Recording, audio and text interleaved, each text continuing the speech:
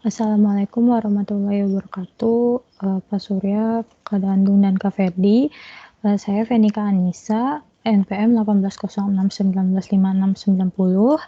Hari ini saya akan menyimulasikan modul 4 tentang sensor kecepatan rotasi dan posisi, di mana di sini ada dua sensor, yaitu reflective optotransducer atau transducer reflektif optik, dan yang kedua adalah transducer Hall effect transducer, yaitu transducer efek Hall. Nah, sebelumnya saya akan membahas transducer reflektif optik terlebih dahulu, di mana di sini dari modul terdapat gambar 1 di mana menjelaskan tentang simulasi asli dari reflektif optotransducer ini. Jadi nanti sinar dari LED dipantulkan ke transistor, lalu terdapat posisi-posisi dari gray coded disk yang berbeda-beda. Di sini ada 8 posisi, di mana outputnya nanti ada keadaan LED yang berbeda-beda. Nah, untuk percobaannya sendiri, di sini terdapat 2 percobaan, yaitu mengukur tegangan output saat LED off dan mengukur tegangan output saat LED on. Kemudian dari posisi masing-masing tadi 0 sampai 7 ini dilihat keadaan LED-nya dari LED C, B, dan A. Nah, saya sebelumnya sudah mengambil datanya, di mana saya membuat simulasi live view berdasarkan datasheet yang ada. Nah, jadi di sini data yang sudah saya ambil. Nah, lalu kita ke datasheetnya. Jadi saya menggunakan datasheet dari reflective opto ini, di mana dia memberitahu bahwa keadaan ketika LED beam broken ini ketika LED off itu 0,5 volt, dan keadaan ketika output voltage beam admitted atau ketika LED-nya on ini 5 volt. Nah, saya terapkan ke dalam simulasi live view saya. Pertama, saya perlihatkan dulu dari blok diagramnya. Jadi di sini ada, dalam percobaan ini ada 8 posisi dan 32 posisi, yang mana 8 posisi ini saya mengikuti output dari modul, dan yang 32 posisi ini saya mengikuti bilangan biner dari posisi yang diatur. Nah, untuk 8 posisi di sini, jadi di sini saya punya posisi gray coded disk, jadi saya lambangkan dengan knop. Jadi di knop ini nanti dia bisa 0, 1, 2 sampai 7. Jadi 8 posisi. Kemudian di sini ada output dari keadaan LED. Jadi ada output C, B, A, saya pakai boolean, LED boolean. Kemudian dari output ini saya membuat jadi tegangan output ketika nyala 0,5, ketika mati 5. Jadi saya membuat case structure di sini ketika mati 0,5, ketika nyala 5. Lalu nanti saya tampilkan di sini. Kemudian rangkaian yang saya gunakan ini adalah rangkaian encoder seperti sebelumnya pernah dipelajari pada elektronika 2. Jadi ini saya menggunakan OR. Nah, saya membuatnya seperti ini kan 0 sampai 3 itu 0 outputnya pada C, kemudian 4 sampai 7 outputnya 1, artinya on pada C. Sehingga di output C ini saya pasangkan ke 4, 5, 6, 7. Jadi ini melambangkan masing-masing angka dari posisi. Jadi ini saya membuat case structure. Ini kalau posisi dari gray coded disknya 0, kalau ini 1, 2, dan seterusnya. Kemudian cara memasukkan encodernya seperti itu. Nah, langsung saya simulasikan saja.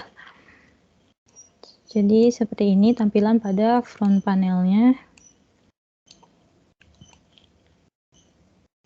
Reflective opto 8 posisi. Nah, di sini keadaan 0, kemudian keadaan 1, 2, 3, 4, 5, 6, 7. Nah, di sini outputnya sudah sama seperti ini. Seperti yang ada di modul. Kemudian untuk yang 32 posisi sama, saya menerapkan encoder rangkaian encoder juga, lalu ini juga posisi ada 0 sampai 31, jadi 32 posisi.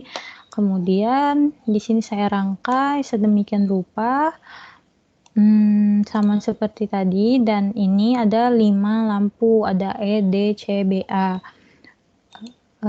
Langsung saya simulasikan saja. Nah, di sini saya mengikuti bilangan biner dari posisi. Jadi kan kalau 0 mati semua, 1, 2, 3 gitu selanjutnya. Nah, ini seperti anggapannya seperti posisi apabila langsungnya kenyataannya. Seperti itu. Nah, kemudian untuk percobaan yang kedua adalah tegangan output dari Hall effect transducer, lalu ada kecepatan motor dari Hall effect transducer. Jadi pertama saya bahas dulu tentang Hall effect transducernya. Nah, jadi di sini terdapat skematik percobaan dari langsungnya transducer Hall effect. Jadi di mana ada sebuah piringan, di sini ada medan magnetnya, lalu ini ada Hall effect transducernya ditaruh di sini.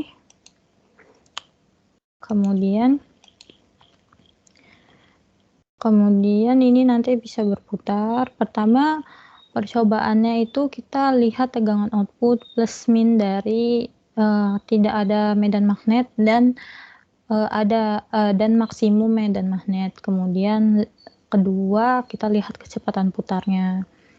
Nah, jadi prinsip kerja dari transducer efek Hall ini adalah ketika ada medan magnet yang melewati sensor, maka terjadi prinsip gaya Lorentz. Mungkin kita sambil lihat referensi yang saya gunakan. Nah, di sini. Jadi ketika densitasnya medan magnet itu melebihi batas ambang, maka sensor ini bisa mendeteksi tegangan output yang nantinya tegangan output itu disebut dengan tegangan Hall. Kemudian sensor efek Hall sendiri terbuat dari semikonduktor. Nah, nanti ketika dia dilewati arus listrik yang terus-menerus, maka medan magnetnya itu akan terjadi gaya yang mengalihkan muatan pembawa, di mana nanti gerakan dari muatan-muatan ini akan melewati sensor dan akan menimbulkan namanya perbedaan potensial.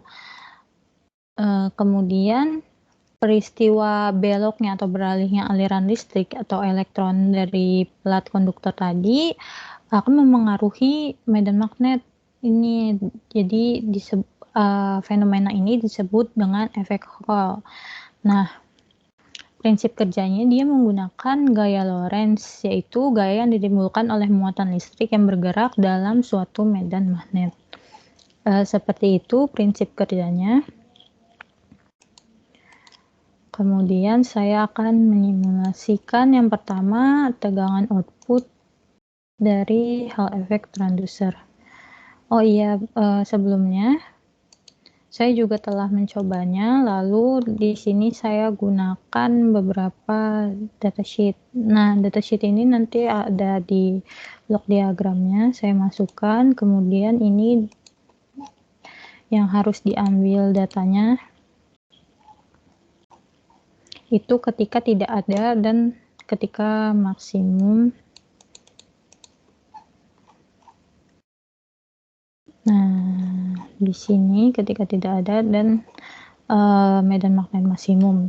Jadi saya seolah-olah di posisi 10 ini adalah keadaan ketika medan magnet maksimum. Kenapa? Karena posisi 10 ini posisi paling dekat antara Hall effect transducernya dengan medan magnetnya, dan lalu yang 0, posisi 0 itu saya ibaratkan tidak ada medan magnet karena posisi antara Hall effect transducer dan juga medan magnetnya jauh. Nah, jadi jarum di knob ini saya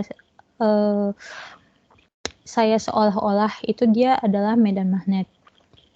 Kemudian di sini ada moving coil meternya, di mana di modusnya disuruh bahwa tegangan plus dan min saat awal-awal ini harus selisihnya 0. Jadi kita kalibrasi.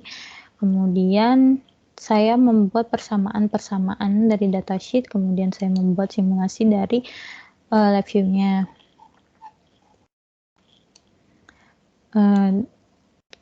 Jadi ke blok diagramnya.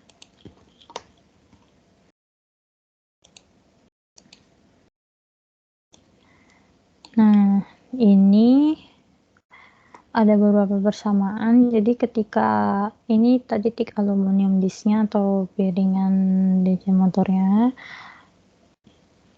dimasukkan, kemudian di sini ada beberapa informasi dari datasheet di mana tegangan output, perubahan tegangan output di bawah magnet adalah 380 mV. Jadi di sini diberitahukan tegangan output plus saat tidak ada medan magnet dan tegangan output negatif saat tidak ada medan magnet. Jadi saya masukkan di sini dan di sini. Jadi ini berarti keadaan saat jarum menunjukkan angka 0. Kemudian perubahan ini adalah perubahan dari keadaan 0 ke keadaan 10 itu akan berubah sebanyak 0,38 volt. Jadi ini saya ubah satuannya ke volt. Kemudian dari sini saya membuat suatu persamaannya di mana ketika makin posisinya makin jauh, maka Vout negatif ini bertambah ketika Vout-nya positif, dia akan berkurang. Jadi pertama saya jadi tidak ada ke atas, dia makin dekat ke saya simulasikan saja. Nah, dari sini tadi keadaan awalnya 1,6 yang negatif, lalu yang positif 2,25 dengan moving coil yang menunjukkan angka 0. Kemudian semakin dekat, jadi ini saya buat absolut ya nilainya, jadi kan min sama plus ini nggak ada artinya, maksudnya sama posisinya, jarak dari medan magnet ke transducernya, jadi seolah-olah ini memang sama. Jadi sebenarnya nilainya sama antara kanan ke sini kiri. Nah, jadi semakin medan magnet mendekati Hall effect transducer, maka tegangan outputnya ini berkurang dan tegangan output plusnya bertambah. Kemudian moving coil ini akan melihat perbedaan dari tegangan plus dan min. Sebelumnya moving coil ini sudah dikalibrasi terlebih dahulu, makanya ketika tegangan output plus dan min ini kan harusnya ada selisihnya, tapi ini dikalibrasi terlebih dahulu. Seperti itu untuk percobaan tegangan output dari Hall effect transducer. Kemudian sekarang kecepatan motor Hall effect transducer. Jadi saya melihat dari datasheet di DC motor. Nah, ini datasheet Hall effect yang tadi yang saya gunakan.